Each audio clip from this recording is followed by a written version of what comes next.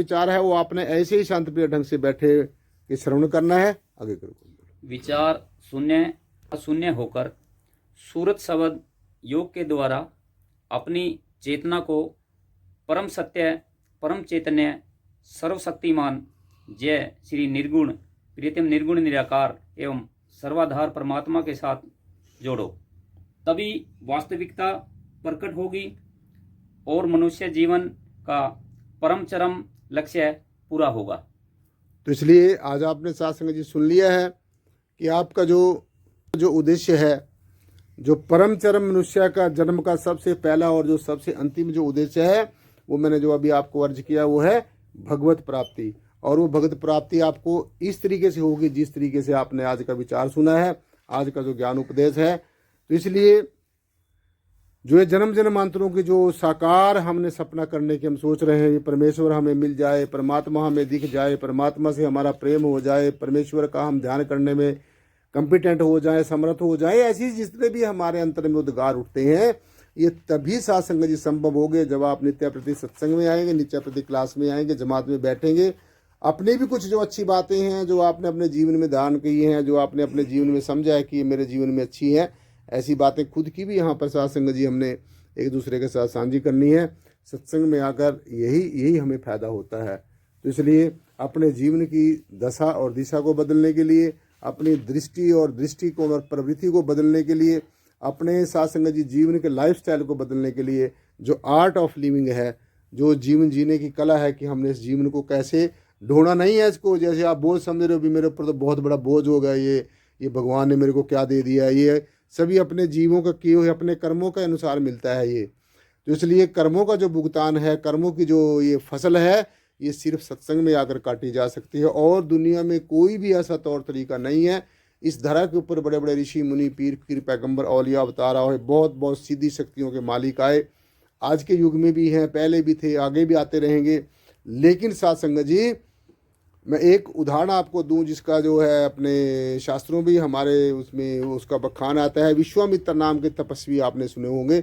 विश्वामित्र कितने बहुत बड़े तपस्वी हुए हैं, अघोर तपस्वी हुए हैं और एक बहुत ही उच्च कोटि के जो हैं तपस्वी हुए हैं, गायत्री के उपासक हुए हैं, गायत्री के सिद्ध हुए हैं। लेकिन उन्हों को भी जो शांति नहीं मिली, इतनी सिद्धियां प्राप्त करने के बाद में भी जब शांति नहीं मिली, जब उनको ऐसा लगा कि अब कुछ ना कुछ मैं लैक कर रहा हूँ, समथिंग आई एम लैकिंग, मैं कुछ ना कुछ अभी मेरे पास से छूटा है जिसके लिए मेरे अंतःकरण में शांति नहीं है। तो इसलिए फिर उसने जाकर साथ संगत जी वशिष्ठ मुनि जी महाराज की चरण शरण ली, जो उस समय के ब्रह्म ज्ञानी थे, जो उस समय के आत्मदर्शी थे।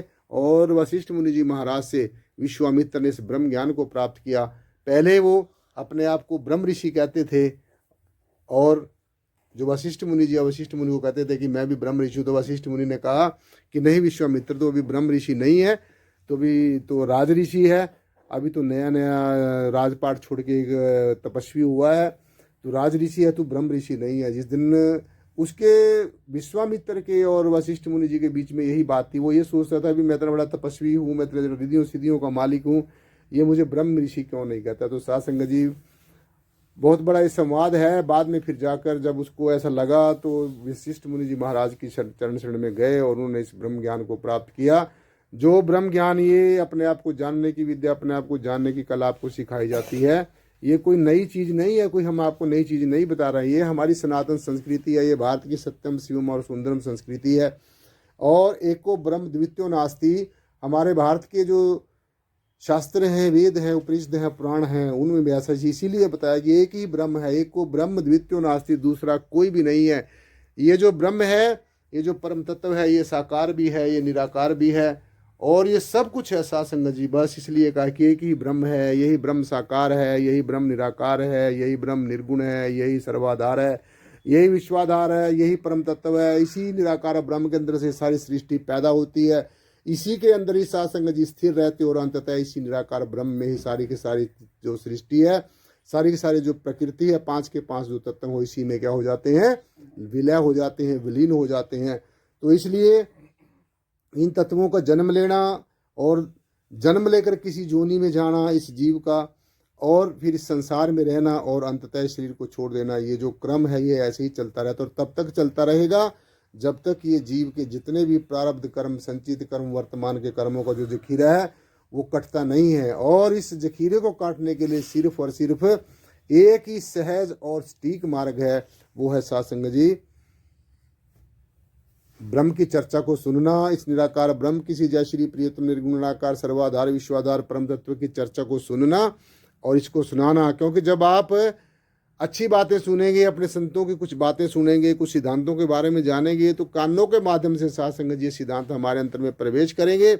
और जैसे भी हमारे अंतर में प्रवेश करेंगे तो हमारा अंतःकरण जो मलिन है, जो तरह तरह की वासनाओं से, इच्छाओं से और जो तरह तरह के रसास्वादनों से, तरह तरह की संग्रह करने की जो प्रवृत्ति है, इससे जो ग्रस्त है, ऐसा हमारा जो अंतःकरण जो मलिनता है वो दूर होगी और हम परमेश्वर के साम्राज्य में प्रवेश करने के समर्थ हो जाएंगे। सो आज की जो ज्ञान चर्चा साध संगत जी वो यहीं पर संपन्न होती है।